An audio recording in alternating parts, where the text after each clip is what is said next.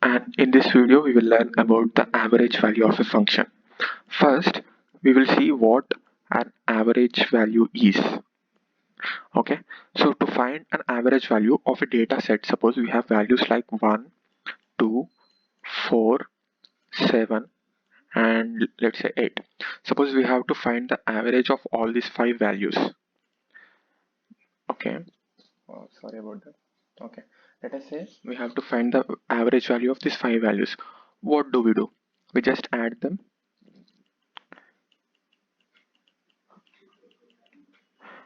and divide them by the total number of values. That is, there are 5 values here, so we divide it with 5. So what is this equal to? 1 plus 2 plus 4 plus 7 plus 8 equals 22.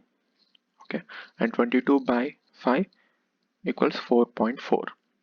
So average value of this will be equal to 4.4. Now, in the same way, let us say we have a function or a graph. Okay, let us say we have a graph like this, and we want to find the average value of this graph from this point to this point.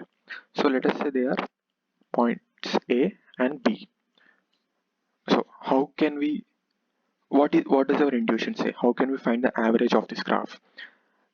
Intuitively we can say that, okay, let me divide this graph into n pieces and take a sample at each piece and then divide by the number of samples. Like, that is, I will take the value of graph at A and then take the value of graph at next A plus say delta x and plus value of the graph at A plus delta x, that is 2 delta x, and so on till I reach f of b.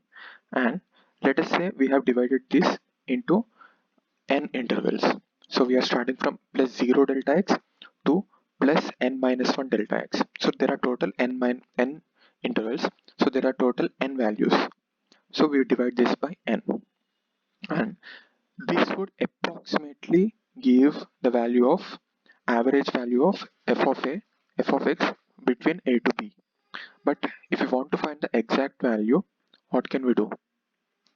We just take more and more samples. That is, n should tend to infinite, and all these additions should converge to a value. Okay, so that basically is called integral. So we take integration of f of x from a to b, and since we are dividing this into so many intervals, we can't name them, so we divide it by the length of the interval. All right, so average value of this function will just be integral of f of x from a to b by b minus a. Okay, now we know the concept. Let's solve an example. Let's clear this board. And I have an example here which says position of a particle x of t is given as 2t square minus 3t minus 4, and we want to find the average value of velocity. Average velocity between 0.7 seconds and 3 seconds. Okay, between 0.7 and 3 seconds. Okay, here we are given position, but we want to find the average velocity. What is the relation between velocity and position? Velocity is equal to rate of change of position. That is, here if you want to do it naively, we find the derivative. It is 4t minus 3, and to find the average value between these points, what do? Average v is equal to the formula that we just derived, integral from 0.7 0.7 to 3. Let me erase it quick. Okay, to 0 point, not 0 point, let me redo it. It will be till 3. Alright, So from 0.7 to 3, and the value will be of v of t, and obviously it will be with time dt and by the length of the interval, that is 3 minus 0.7. So here you are seeing that when the position is given, we are first finding its derivative, then we are integrating it. So what does that basically give us? It gives us back the derivative, right? So integration of a derivative gives us back the function. So this is basically again x of t, but from 0.7 to 3 over 3 minus 0.7. Alright, so average value of v when x is given is basically the distance or the difference between the positions by difference in time, because we can see that v is equal to delta x by delta t intuitively, and this is the exact and correct mathematical procedure that we have to follow. So delta x is just x at 3 minus x at 0.7 by 2.1. So to find this x at 3, you will get 2 into 3 square is 9 minus 3 into 3 is 9 minus 4. This is x at 3, and okay, never mind. So minus at 0.7. So 2 into 0.7 square is 0.49, and minus of minus is plus. 3 into 0.7 is 3 into 7, 2.1, and minus of minus 4 is plus 4. I am just going to cancel these. Overall divided by 2.1, and 2 into 9 minus 9 is just 9. 9 minus this value, so let me calculate. 9 minus, what is this, 2 into 0.49 will be 0.98 and plus 2.1, so 10.12, and this divided by 2.1, this gives us 4.819. So its average velocity is 4.819, and units are meters per second. So this is how we find the average value. Alright, now let me clear the board.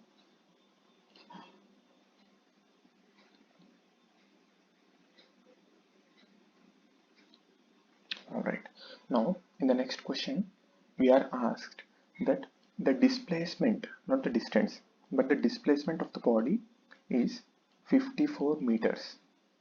Alright, and find the average velocity when the body has displaced 54 meters from its initial position. And let us remember that our x of t is just the same thing, 2t square minus 3t minus 4. Now here we can approach this in two methods. What is velocity by definition? Velocity is a vector quantity, so we have to take the displacement, and we want to find the average velocity from initial to this displacement. So s of t by total time t. Okay, we have the displacement here, but in how much time will it cover this much displacement? That we don't know. So first we have to find that. So how to find? We know the displacement is final position. Let us say it is at t1 minus initial position. Initial position we know it will be at t equal to 0. So this will be equal to 2t square minus 3t minus 4 minus at 0 this is 0 minus 0 minus 4. So we can see this minus 4 and minus of minus 4, that is plus 4, gets cancelled, and this is the value that we get for the displacement at time, let us say t1, and we want this displacement to be equal to 54, right? And if we solve this quadratic equation, and to solve the quadratic equation we can take any quadratic formula solver, and we have to first convert it. A is 2 and minus 3, and when it comes here it becomes minus 54. Okay, A is 2, B is minus 3, and C is minus 54. We get two roots, that is 6 and minus 4.5. So the time will be at 6 or at minus 4.5. So let us think, this is not just a math class, but this is a physics class. So t equal to 6 means, since we are starting at 0, t equal to 6 makes sense. But what does t equal to minus 4.5 mean? That means if we have this equation from the beginning of time, that is since the universe existed, then before we started our clock, that means 4.5 seconds earlier of t equal to 0, the particle's displacement was also at 54 meters from its position at t equal to 0. But since we are considering this problem only from t equal to 0, we only need to consider t1 equal to 6. So now we got the t1 equal to 6 seconds, and we know the displacement, we know everything. So what do? We just substitute t1 equal to 6 in that. So 54 by 6, that gives us 9 meter per second. Alright, but here you have to see one more thing, that is, if instead of s of t, that instead of displacement, if x of t is given at 54 meters, then the answer would have been changed. Then we have to just equate this to 54 and then find a t value which gives us 54, and then find the average velocity. Alright, okay.